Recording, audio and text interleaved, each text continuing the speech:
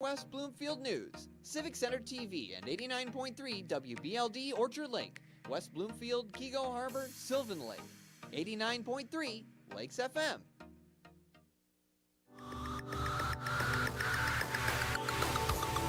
It's the Megacast, an hour-long TV and radio streaming show keeping you informed on the day-to-day news. Live from West Bloomfield, we're bringing you the news, updates, and information impacting communities around Michigan. Join our host, Tyler Kieft, as he talks with community members, business leaders, and professional experts about the stories that impact you. You're watching the Megacast on Civic Center TV. There are many different kinds of noses. Our noses can sniff out all kinds of things. Good things and bad things. Your nose knows if those sniffles are just a cold, allergies, or COVID-19. So swab it. Test it. It's good to know.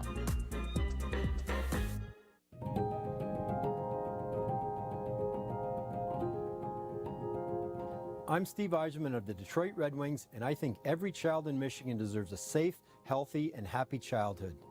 Can we build a state where Children Trust Michigan isn't just a name, but something our kids believe? Please support Children Trust Michigan as the voice for children and families by visiting the website to learn more.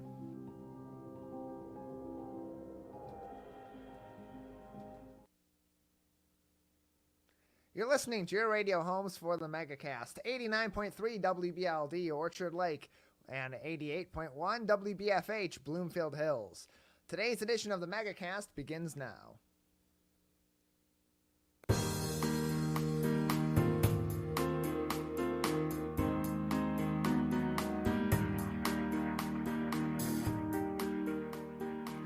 Welcome to the Megacast, our live, daily TV, radio, and streaming show talking about all things Oakland County and the state of Michigan. I'm your host, Tyler Kieft. Today we'll be talking to a number of individuals about topics of interest and importance to Michiganders just like you. Let's begin, as we always do, by taking a look at where you can find us. You can always find us on our Megacast page, civiccentertv.com/Megacast, where you'll find all the places we broadcast live from 10 a.m. to 11 a.m. Monday through Friday, as well as live to tape throughout Oakland County and across the state of Michigan. All of our partnering stations who also have 23 hours of original and other imported programming of their own about your hometowns right here in Oakland County, and with our co-flagship at My Michigan TV.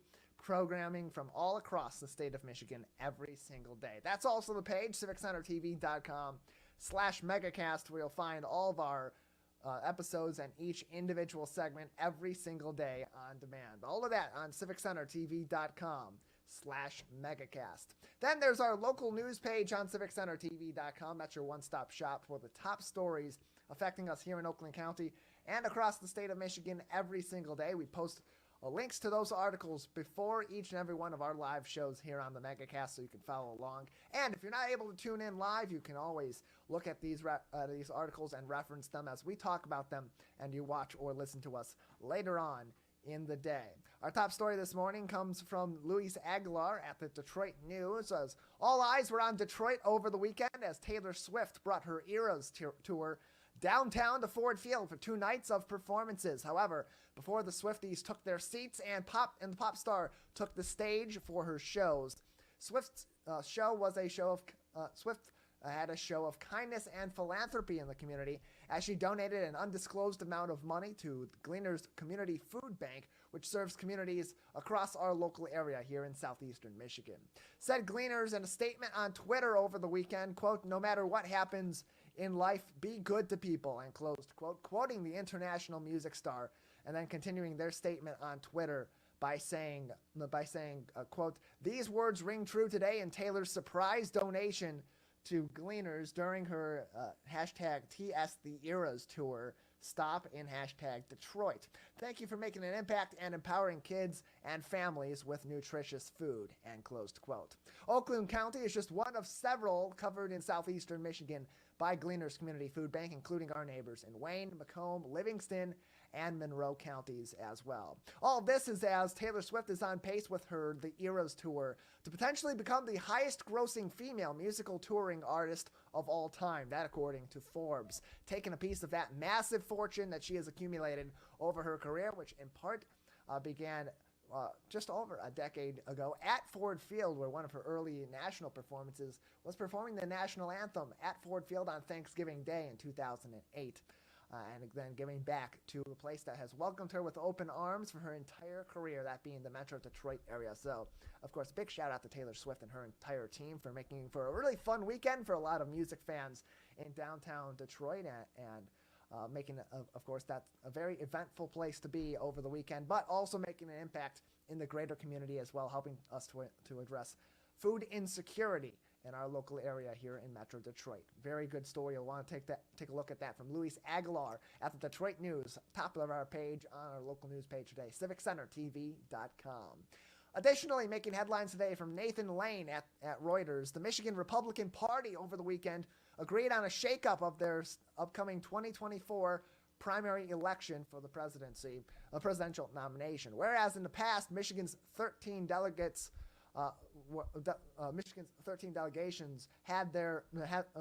Michigan's delegates were decided by an open popular vote statewide in Michigan's 13 congressional districts.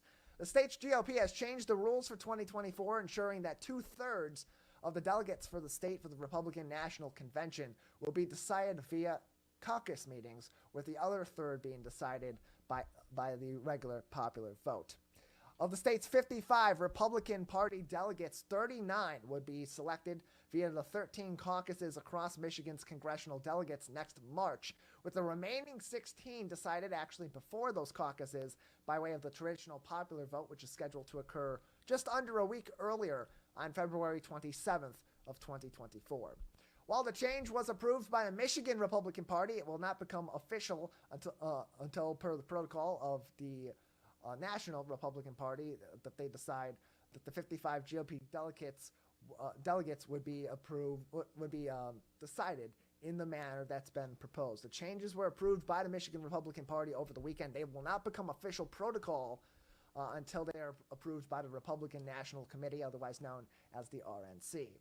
With all that, all eyes are, as usual, on former President Donald J. Trump, the presumptive frontrunner to be nominated by Republicans for President of the United States in 2024. Former state GOP Vice Chair Michael Shostak told Reuters that this new system of choosing delegates would give Trump an advantage over other candidates, such as Florida Governor Ron DeSantis, the challenger to Trump with the most current momentum in the race. Said Shostak, quote, "These are not like other states' caucuses, which are open to a broader swath of the Republican electorate. Those Republicans supporting someone other than Trump are not well represented amongst the current precinct delegates and state committee," end closed quote.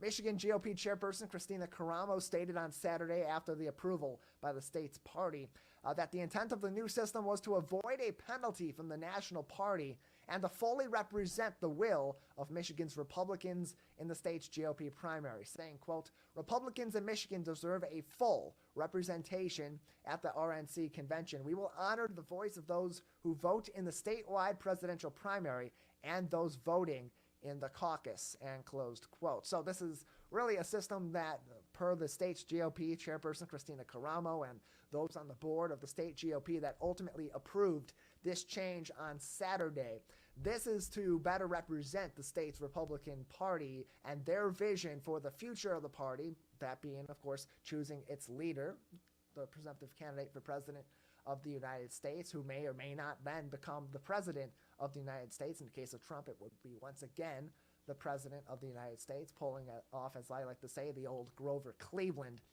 This is providing that greater voice to the state's Republican Party on a national level by really emphasizing Michigan's GOP view on who should be the president of the United States, or at least the Republican nominee for the president of the United States. Others on the other side of this argument are saying that this is taking power away from the general population and giving it to those in power in each of these 13 statewide congressional districts.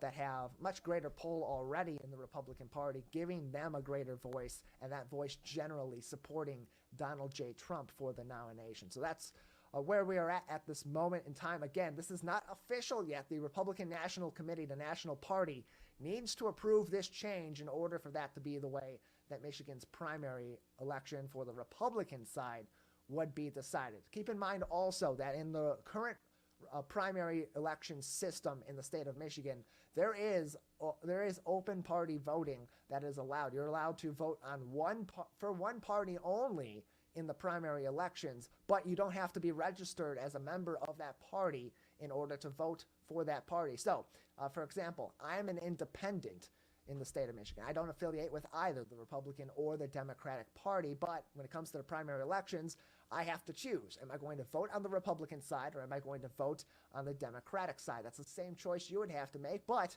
at the same time, that invites what often scares people on both sides of the aisle, that people from across the other side may vote in their election in order to give a better push to candidates that may not have the best chance of winning when it comes to the general election. That perhaps in the back of the minds of the Republican Party at the statewide level as they're making this decision, again, putting more of that voice, as Christina Caramo said, in the hands of Michigan Republicans to make and to emphasize their full representation at the RNC convention. That is one way that they may be able to do that, again, pending approval from the Republican National Committee. That full article from Reuters with a lot more detail, really interesting. Highly suggest that you click through and read that article today. It's linked on our website, civiccentertv.com, on our local news page.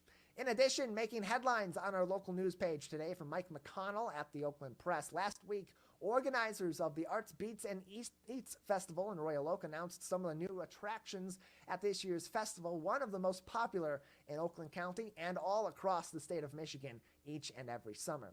One of the new attractions would be the sale of cannabis at this year's festival, a feature that was approved recently by the city of Royal Oak, but is awaiting final approval by the state of Michigan before it would become an official part of Arts, Beats, and Eats. That's per Michael DeLoria, the head of corporate operations and the general counsel for a local cannabis dealer, House of Dank, or cannabis business House of Dank.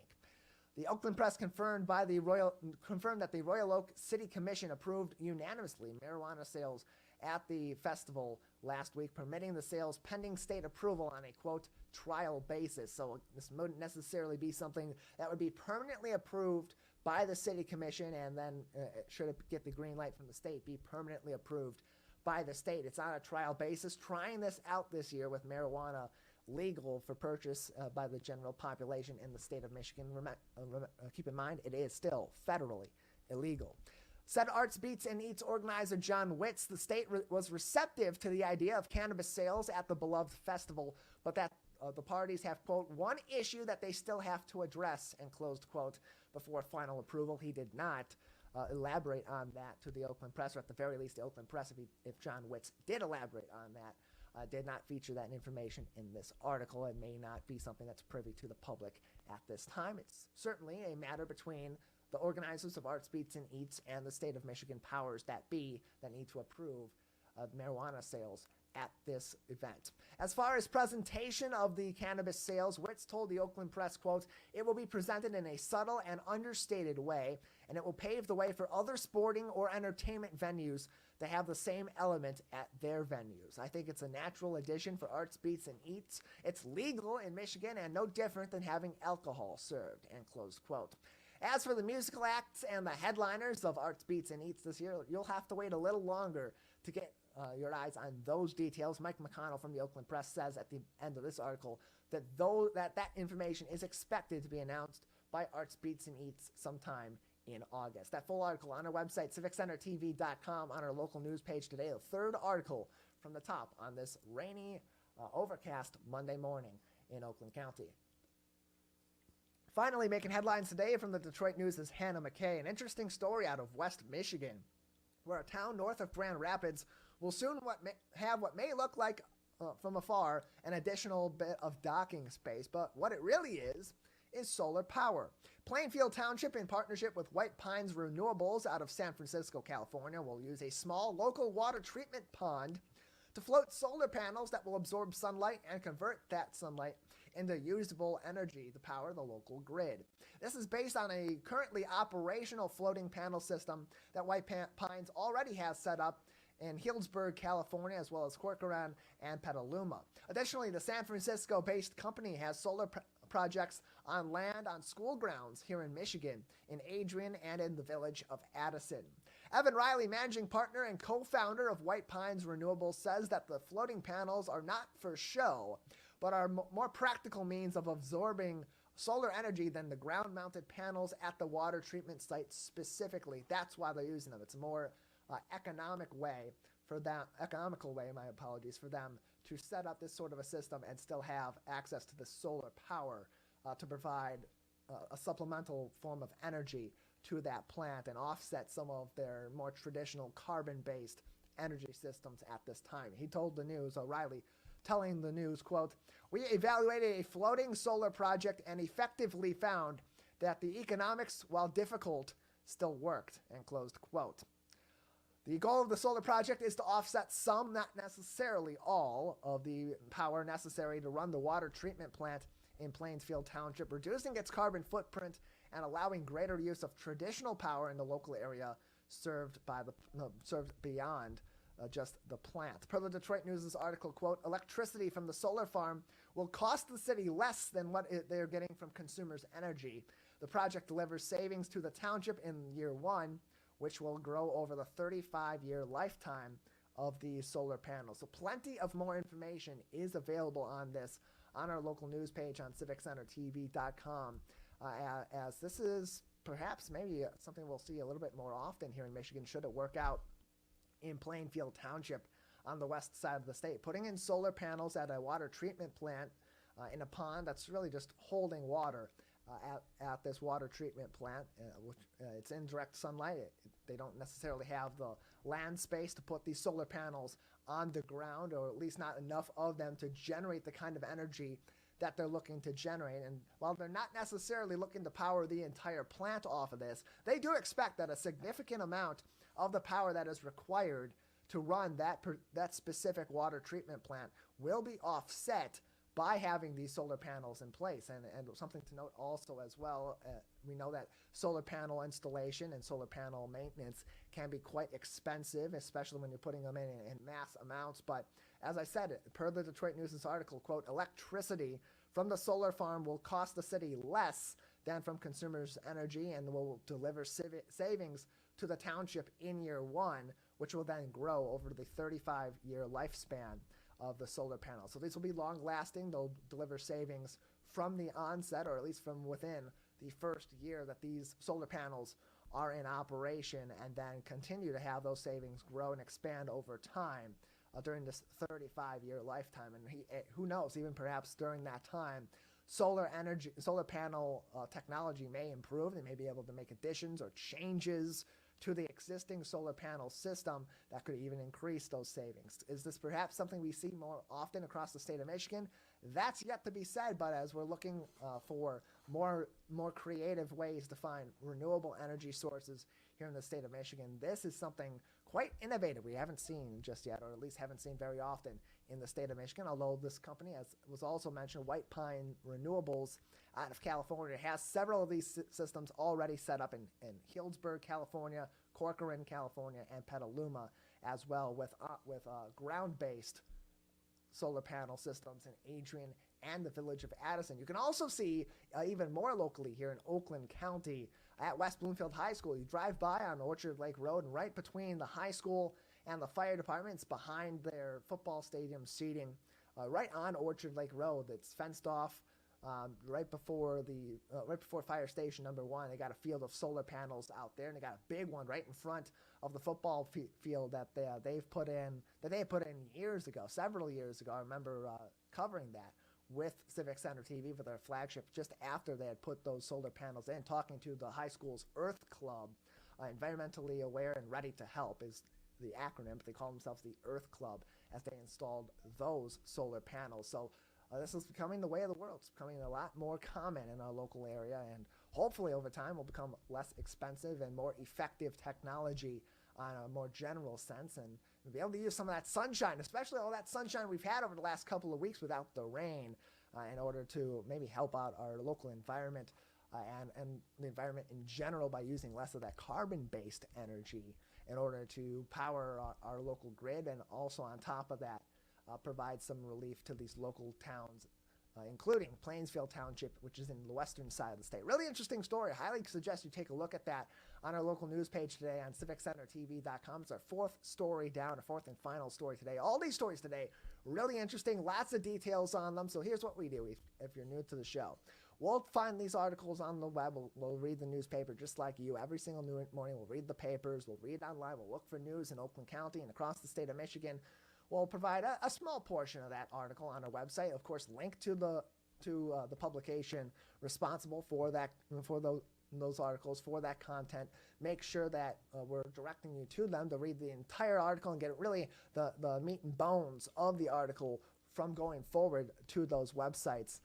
And of course, providing multiple ways that you can get to those sites to read those articles in full. In addition, we highly encourage you, if you have the means to do so and you're clicking through these articles every day and reading along with us and following along as we talk about these different stories on the Megacast, if you have the means to do so, we would highly encourage you to subscribe to these local publications and support journalism in the community here in Metro Detroit and across the state of Michigan each and every day. Often those subscriptions cost even less than it would for you to go get one coffee each and every day on your way to the office or throughout your day, or even going out and having maybe a sandwich at the local shop or a chain every single day. You take one day off from that, you can subscribe for an entire month to these publications and support journalism across our local area. In addition, on our website, on our local news page, we have public health information links from the CDC and the Michigan Department of Health and Human Services, as well as the Oakland County Health Division. They'll take you to their COVID-19 pages, so you can continue to learn information. I know COVID-19 is something we've got mostly in our rearview mirror. We're trying to forget about it, but there's other links there too. It's at least getting you to those websites, so you're not looking for this information, maybe seeing something that's got a similar look to the CDC website or a similar look to the Oakland County Health Division's website, but may not necessarily be information from those sources. We're taking you directly to them so you can navigate around their websites and find even more public health information you may need to know as we go throughout the summer season and beyond, whether it's about dealing with ozone action days like we've had to for the last couple of weeks, and now finally getting some rain outside as it's continuing to be pretty overcast this morning. Looks like it might want to rain a little bit later on. We know it's in the forecast already for Tuesday of this week, and of course got plenty of it yesterday during the day. So a nice change of pace, finally relieving some of that dryness outside, and hopefully no more of those ozone action days for a while, as we had some very dry conditions for a very long time outside to kick off our summer.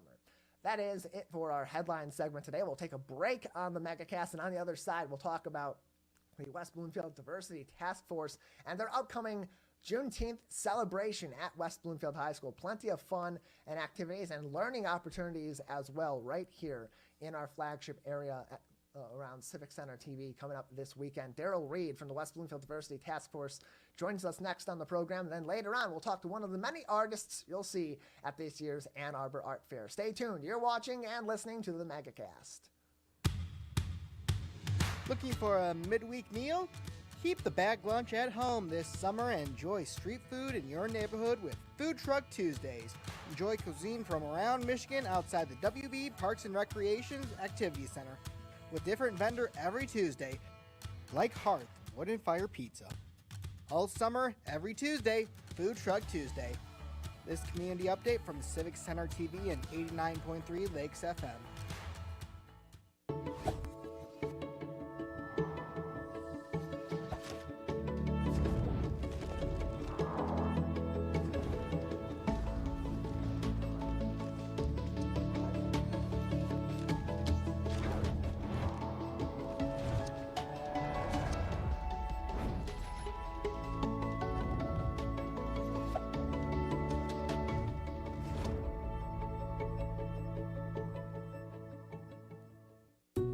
Wondering what to say to someone who's been sexually assaulted or abused? I believe you. I'm so sorry this happened. It's not your fault. Confidential and anonymous help is available at the Michigan Sexual Assault Hotline. Connect with us 24/7. Call 855-VOICES-4 or text 1-866-238-1454 for help. Learn more at michigan.gov/voices4. Like what you see? Beautiful works of art, masterworks of metal, and accomplishments of artistry will be on display near you. All kinds of artists from all walks of life come together to celebrate their skill and appreciate their work's beauty.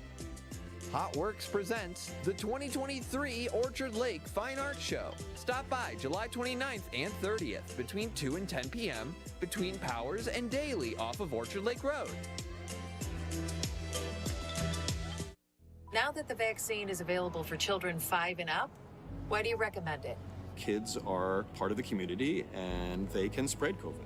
We're seeing both healthy children getting sick from the virus as well as children with underlying health conditions. They can easily bring the virus home to other people that are vulnerable and make them sick as well. This vaccine can change that and keep children safe. It's essential that your children get vaccinated to protect them, to protect your families, and to protect those in the community around you. In the face of COVID-19, staying healthy is important. And now the same is true in the face of flu. Influenza has the power to infect millions. But it's easy to protect yourself, your family, and your community. The flu vaccine is safe and effective. And with COVID-19 still around, it's essential. Together we can face flu season head on. Visit michigan.gov/flu.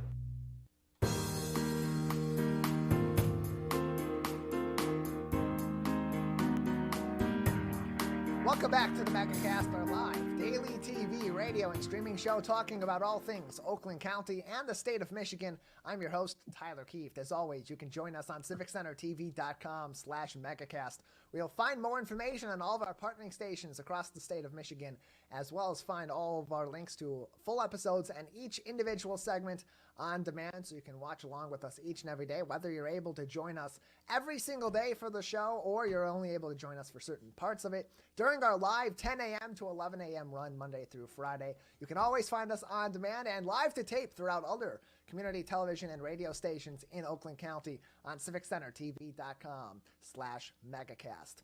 Coming up this next week, Monday, just a week from today, is the federal holiday known as Juneteenth, celebrating the emancipation of enslaved African Americans in the United States, just around the time of the Civil War. And now celebrations in the state of Michigan have become much more common for this holiday, including in our flagship area for Civic Center TV at West Bloomfield High School, where this coming Saturday on the 17th, June 17th, at West Bloomfield High School, there will be the annual Juneteenth celebration with plenty of fun events and learning opportunities outside at West Bloomfield High School this coming weekend. Joining us to talk about that and more is Derryl Reed from the West Bloomfield Diversity Taskforce, which has organized this event now on the Megacast. Derryl, thank you for joining us today. Well, Tyler, it's really such a pleasure to be joining you and your listeners this morning to talk about an exciting event that's coming up this Saturday at West Bloomfield High School, as you mentioned, on June 17th from 10 to 2 p.m. It's a rain or shine event. If it's raining, we're going to move inside to the gym inside the high school. As you mentioned... Well, I appreciate having you on, Derryl. Just a note for back at Master Control, I'm not able to hear Derryl at this moment in time, so I'll just talk for a little moment before that. Now I'm hearing myself coming back, but I should be able to hear Derryl as well. The West Bloomfield Diversity Task Force, you can find even more information on the task force if you go to the West Bloomfield Parks website at wbparks.org and go over programs. You'll find even more information under the Diversity Plus Inclusion page, which will provide information on the Diversity Task Force, including ways that you can join with them. Now I should be able to hear you, Derryl, as we talk about this upcoming Juneteenth in the WB event coming up this weekend. It's not the first time this has happened in West Bloomfield Township. We've talked about it with you in the past. So for those that may not be familiar with the Juneteenth event in West Bloomfield, tell them about the event, how this all got started, and what they can expect to experience this weekend. Absolutely, Tyler. Can you hear me now? Yes. Okay, yes. Well, this is the third annual Juneteenth event that's taking place this coming Saturday at West Bloomfield High School from 10 a.m. to 2 p.m., rain or shine. It was really an idea started by the Social Justice Committee of West Bloomfield, which is chaired by Amy Mandel. And there are so many outstanding committee members that are participating in the program and helping to make this happen. Our title sponsor is the Henry Ford Hospital and their president, Shauna Johnson. So we're very happy to have their support. Plus, we have the support of the West Bloomfield Parks and Recs, the Public Library, our Police Department, and Fire Department. We're also partnering with one of the student organizations at West Bloomfield High School, the AAA Student Club, and Sonia James, who is the West Bloomfield District Executive Director of Educational Equity and Inclusion. And we really want to thank all of our advertisers in our program booklet, which helps us to cover the cost of this free event to families and individuals. So we're inviting everyone to come out, enjoy themselves as activities for kids, adults, free food while it lasts. And there will be over 55 vendors that will be displaying and selling their crafts, from arts, the sculptures, the painting, education materials, and other items. As I said, this is the third annual event. And the city of West Bloomfield, we want to thank them for the proclamation that they prepared also. As you mentioned, Juneteenth is being celebrated. It's a federal holiday in the United States commemorating the emancipation of enslaved African Americans. It's also often observed for celebrating American culture and the contributions of African Americans in every field of human endeavor in the United States. Now, we all know about the forced free labor of slavery that was the foundation of economic wealth in the South.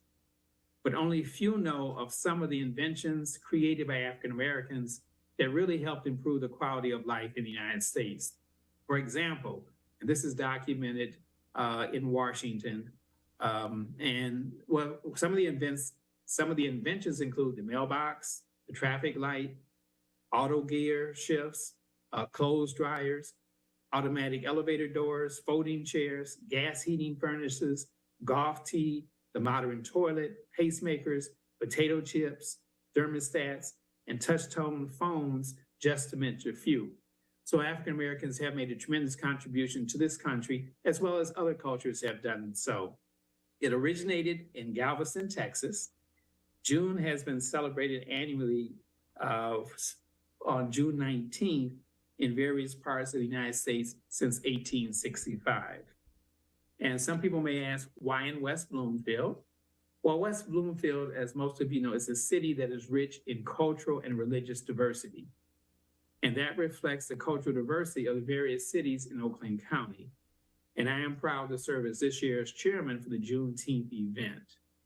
And the proclamation, if we have time, I'll go into some of the comments from the proclamation of the city of West Bloomfield. Yeah, let's talk about that further, because this is an event that's now, it's in its third year. It began in 2021. I had a great turnout, another great turnout last year, and a lot of fun and a lot of community, a chance for the community to get to know each other and to experience some of the many various cultures from across the greater West Bloomfield area and the Oakland County area as well. So in this iteration of the event in 2023, what is coming back, what is different? And as the Diversity Task Force and the committee that was planning Juneteenth in the WB was coming up with what to do at this year's event, what was discussed? What was the focal point for 2023? Well, we have actually been working on this event at the conclusion of last year's event, the second annual event, and it comes under the Social Justice Committee. And it's a fantastic experience working with the diversity of the members of the committee. What will be different each year, since this is our third year, we're building on the success of the previous years. So it is an opportunity for people of any cultural background, inside and outside of West Bloomfield, to come out with your family and enjoy a family activity. There'll be activities for kids, storytelling, there'll be a DJ, there'll be music, there'll be gospel singing, there'll be an African drum troupe, there'll be a display of Corvettes, And for those car collectors in the area, you'll want to see the collection of Corvettes that will be on display. So it's a fun-filled event. Each year we build on it, it becomes more and more successful as more and more people come out. And we really appreciate the merchants in West Bloomfield that have permitted us to put signs up in their windows announcing the event. So it's a lot of fun. As I said, it's going to be a rain or shine event. We have provisions to move inside. It should rain be predicted. Also, we will have the support of the West Bloomfield Police Department. They will be on site. So it's going to be a completely safe event. I hate to mention that, but given these current times, you want to take all precautions to make sure that everything is fun, successful, and safe. As I mentioned, it's a free event. There's no charge for it. If people would like to make donations for next year, that would be appreciated. We have free beverages. A lot of local companies that participate in our program booklet, we really appreciate their support, especially the support of our title sponsor, the Henry Ford Hospital, which is the #1 employer in West Bloomfield. Again, the event is Juneteenth in the WB. It's happening this week, Saturday, June 17th, from 10 a.m. to 12 noon at West Bloomfield High School, as Derryl said. Rain or shine, if it is nice, shiny, and sunny outside. It'll be outdoors all throughout the high school grounds, including on the football field, where just before the 10 to noon event, there is going to be a football camp featuring now University of Michigan wide receiver and most recently a star wide receiver and defensive back at West Bloomfield, a quarterback, kind of all-around player in Samaj Morgan. His Juneteenth football camp in the WB, Saturday, June 17th, is part of this event, 9 a.m. to noon, and then you can join in on the Juneteenth event as well. More information on all that's going on at West Bloomfield High School for Juneteenth in the WB can be found on their website, juneteenthwb.org. That's juneteenthwb.org for more information. And let's talk too about the growth of this, Derryl, and the partnership that goes in to creating this event, because it's not just a diversity task force or the social justice committee that's working on it. As you had mentioned before, it's partnership with really the entire community to make this work and to make this something that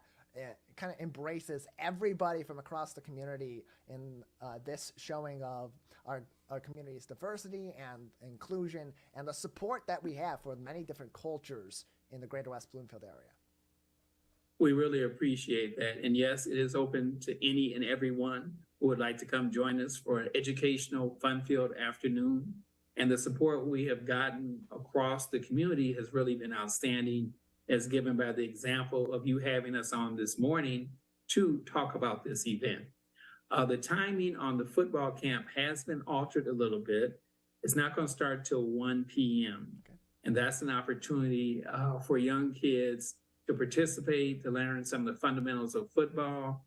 And as you know, West Bloomfield High School was very successful year before last in winning the state championship in their area. So we look to continue that.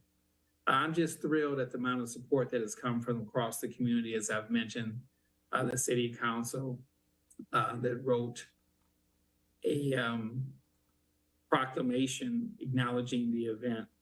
And one of the things that they mentioned was, excuse me, whereas since then, this is the oldest known celebration commemorating the end of slavery in the United States.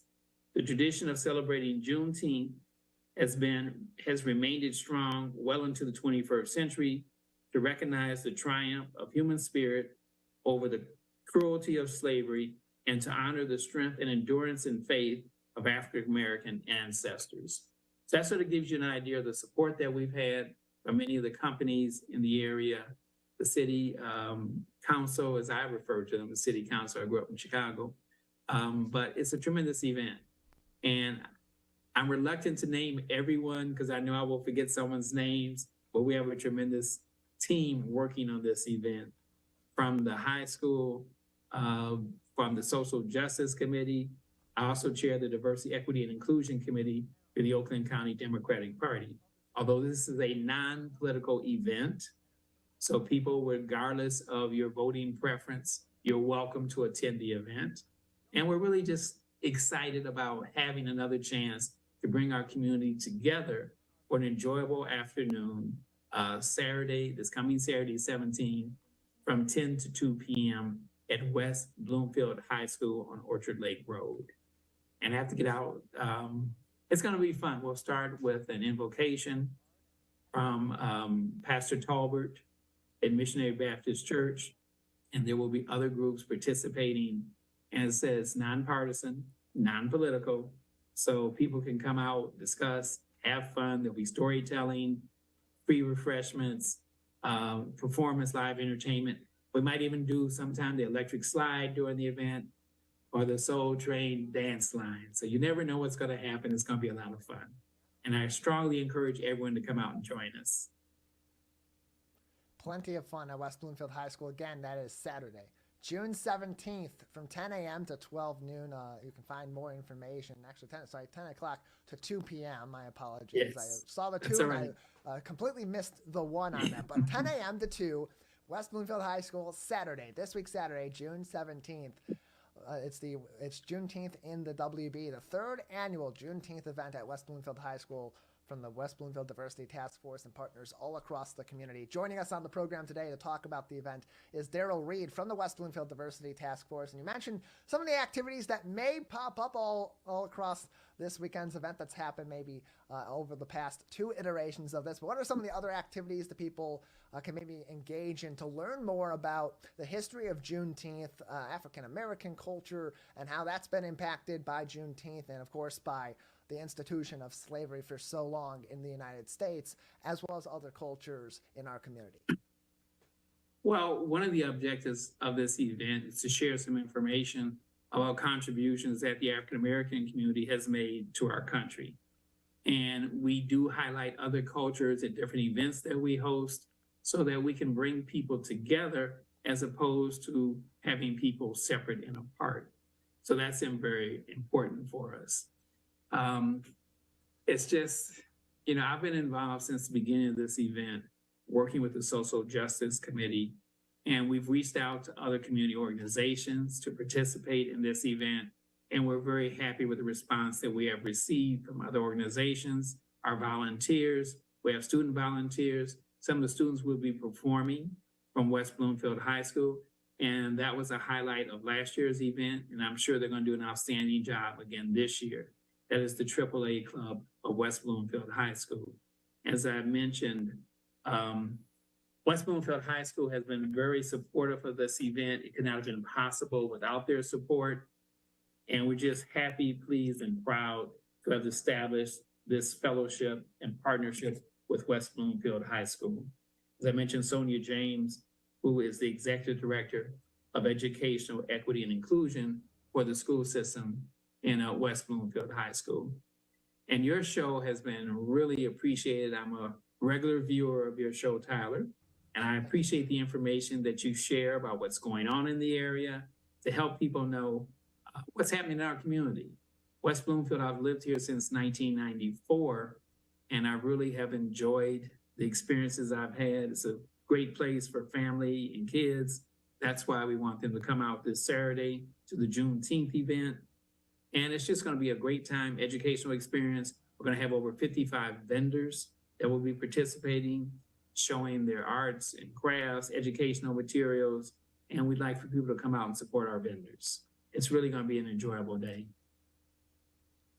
You can come out and support the vendors and learn a lot of great information about Juneteenth right here in the greater West Bloomfield area where we originate our program each and every day, 10 a.m. to 2 p.m. at West Bloomfield High School this week, Saturday, June 17th. More information on JuneteenthWB.org. You can learn more information, too, about the West Bloomfield Diversity Task Force at WBParks.org under their programs link and diversity plus inclusion. That'll take you to a page about the West Bloomfield Diversity Task Force. And Derryl, with a couple more minutes before we'll have to move on for the day, let's talk about the Diversity Task Force. A, how did you get involved with it? And then B, if people want to get involved, how can they join the task force?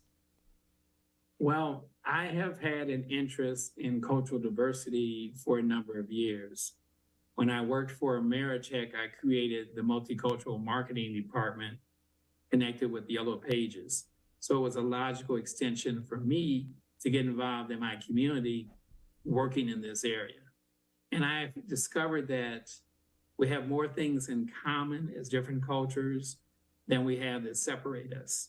And if we focus on respect, mutual respect for each other, being concerned about the quality of life, we can get past some of the challenges that are occurring today politically. As I said, this is a nonpartisan event, but you can't help but notice some of the things that are occurring in our society. So it's a chance for people to come out, have a fun weekend, enjoy what they're doing. And we really appreciate their support. As I said, it's a rain or shine event. So don't let the rain deter you from attending if it should be raining. If not, we'll be outside. If it's raining, we'll be inside the gym at West Bloomfield High School. And we do want to take some homage for his support and support his football camp that the time, as I understand, has been moved back to 1 p.m. So kids will be participating in that. And everyone in West Bloomfield and the surrounding area is invited to join us. If people would like to learn more, they can contact me personally. They can give me a call, Derryl Reed at 586-214-5557. We're always looking for volunteers to help us in this work, to work with our committee, and to even come up with ideas and suggestions for issues that you think we should address. And I'm very proud to be a part of this program. It's very educational for families and kids and for the whole community. So people, once again, Saturday, June 17th, West Bloomfield High School from 10 a.m. to 2 p.m. We've mentioned that so many times. I hope no one will forget. If you have any questions, give me a call and address any of your questions or any of your concerns. As I said, it's going to be a very safe event. There'll be free food while it lasts. I would suggest people to get there early. Get on the phone, tell your friends and neighbors to come join us. It's going to be a great time. You'll see many posters up in some of the stores and businesses in the West Bloomfield area. So we appreciate the support of the business community as well. You can find more information, JuneteenthWB.org, and find more information on the Samaj Morgan football camp that will happen now beginning at 1 o'clock right in the middle of the event at West Bloomfield High School, rain or shine. That is for kids 6 to 14 years old. There's more information on JuneteenthWB.org or on Samaj Morgan's website, the Samaj Morgan Foundation's website at samajmorgan.org. Derryl, thank you so much for joining us today. Well, thank you very much. It's really a pleasure being on your show. As I said, I'm a regular listener, viewer, and I enjoy the job that you're doing to help educate and inform people in the West Bloomfield area about things that are going on in our community. So thanks a lot, Tyler. Yeah, glad to have you on, Derryl, and thank you for telling us more about the Diversity Task Force. And again, the Juneteenth event happening at West Bloomfield High School this weekend, Saturday, June 17th, 10 a.m. to 2 p.m. at West Bloomfield High School. Moving on now to a little bit later in the summer in Ann Arbor, where over 1,000 different artists from a number of different disciplines will take up 30 blocks plus of downtown Ann Arbor for the annual Ann Arbor Art Fair. One of those artists joining us now is Trinity Brown, a jeweler who's also a student right nearby the downtown area at the University of Michigan. Trinity, thank you so much for joining us today. Hi, thank you so much for having me. Yeah, glad to have you on to talk about your art and your appearance at this year's Ann Arbor Art Fair. So you work on jewelry in particular. Tell us about this art and how you got into making jewelry. Yeah, it's been a long journey. I started when I was 12 years old. I wanted to be a dancer. There was nobody that could convince me I wasn't going to be a professional dancer until I had spent years training in a competitive program. And I ended up having scoliosis. And with that, I decided to go ahead and get the rods and, correct all the things that needed to be corrected. But in that, I kind of lost my ability to dance as much as I wanted to during a year, long recovery period. And so in that, I found jewelry because I think I found some wire wrapping video online on YouTube where everybody finds things these days. And I was able to kind of learn and teach myself and kind of become creative again through a different platform, which was completely new to me. And so in that, I started making jewelry. And I was pretty okay when I started out. I had 3 mentors take me in as their mentee, pretty prominent art figures in the Detroit art space. And through that, they taught me kind of how to refine my work. And I kind of felt like I found my flow again. I found, my ability to be creative in a new space without hindering my recovery process. And so I went back to dance, but I kept making jewelry. And so now this is my third year at the Ann Arbor State Street Art Fair, and I have an amazing time every year. So I'm really excited to be here to talk about it today. And you mentioned those relationships you had with other artists in Detroit. You're from Detroit. You're from the local area here in southeastern Michigan, and this is not your first time at the Ann Arbor Art Fair. So beyond the mentorship that has been so crucial to you developing your style and your ability as an artist, what else do you draw inspiration from as you're making your jewelry? Yeah, I have quite a few jewelers that I am just so inspired by from all over the globe. Millie Savage has a very interesting line over in Australia, who every single time I see her work, I just get more inspired to create and create. But I think a lot of my designs also stem from the different aesthetics and the different fashion influences that I find in everyday life as well. I always find myself looking at people's hands, their ears, just to see like what they chose to put on a day, because I think accessory design plays really well into outfits. And as a student at the University of Michigan in the business school, I'm looking to move into like fashion marketing and PR and things of all that sort, in addition to what I do with Trinity Barber, the brand. But I think it's just so interesting to see how accessories play into everyday outfits. And I think it's often very overlooked, especially jewelers, and the fact that we can create these things with a torch and molten silver and molten gold and things of that sort. So I get a little nerdy about it, but I definitely, I draw a lot of inspiration from so many different things. I mean, even my brand name, Trinity Barber, the brand, Barbara was my grandmother, and she was a survivor of domestic violence, raised 7 kids all by herself, things of that sort. I get inspired by pretty much everything behind my brand. There's some thought put into it because I get inspired by a lot of things.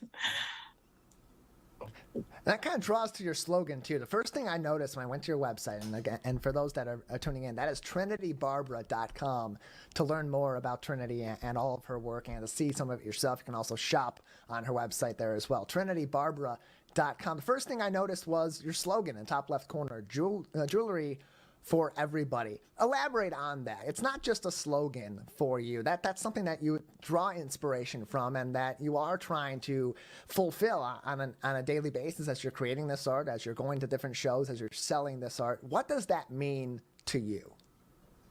Yeah, I think as I'm trying to enter this space as a luxury jeweler, I think it's interesting to kind of think about how sustainability and environmental awareness plays into luxury jewelry spaces, luxury fashion spaces. And I wanted to create a line that somehow bridged the worlds between affordable and luxury, which tend to be oxymorons. But in Jewelry for Everybody, I created different, these things that I call Barber dolls.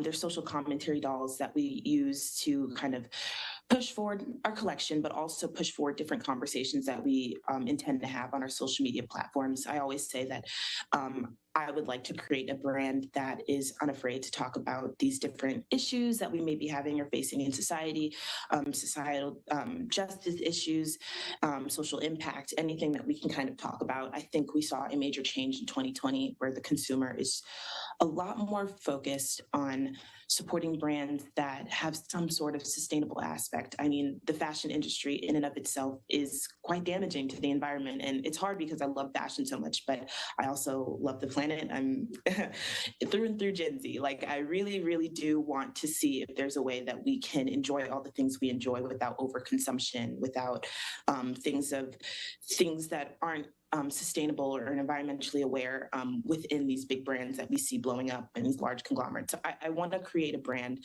that truly is for everybody, in the way that it's accessible, in the way that we host conversations that are uncomfortable, in the way that we talk about different styles and aesthetics within fashion, within the jewelry industry. So the Jewelry for Everybody really can dive deep into really all the things that I feel as a jeweler when I'm creating, and how I feel as a business student as I try to scale my brand. And art really is a form of speech. And so having those tough conversations, talking about those issues that are ever so present even today in our society and continue to be present in all different areas of our life each and every day. As someone that's creating jewelry, how do you apply that to your art and to the message that you're providing through that art? Yeah, I think it can be quite difficult to develop pieces, in my opinion, that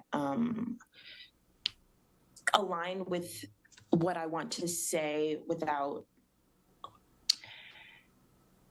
looking as dainty as I want it. I do think I have a daintier jewelry line, but in that, I think that's when I start hosting those photo shoots and those conversations. So as I'm developing my work, I do try to put thought into just like how the daintiness and the almost the fragileness of like my pieces and how they appear and how small they are, how that can work into a larger message. So I've been having some fun with that, I think.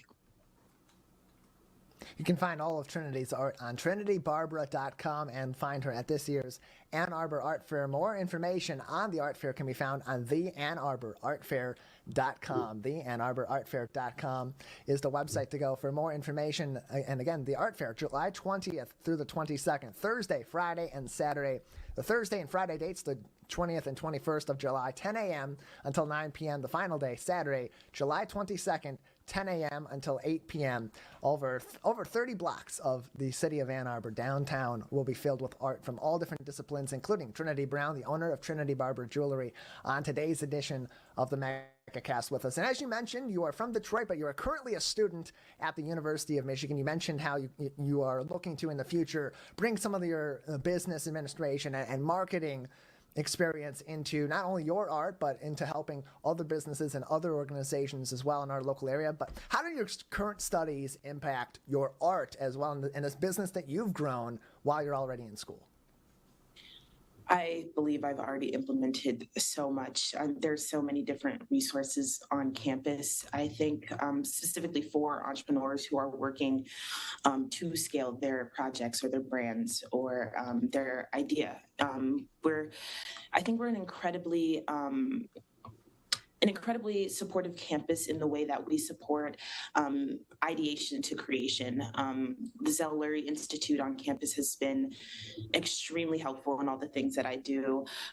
Just so many resources available for students interested in, creating and moving forward with their projects. And so, and within that, I've also built a tremendous connection with my jewelry professor. I mean, there's one jewelry professor on campus, but I get a chance to kind of, with the small classes, I get a chance to kind of text her and be like, I don't know what to do. I don't know how to move forward with this collection. Can you help me get out of this creative block? So there's just a lot of support on all fronts in that respect. And I'm really excited to move forward with the next steps. I think it's one of the reasons why I chose not to go to art school in the first place was to, try to focus on the back end and really the formalities of, creating business, because I knew I was creative coming into college, but I didn't know if I wanted to spend all of my time focusing on that as opposed to focusing on the business of art, because even in, I have this small business called the Emerging Artist Corps, which is a program for highlighting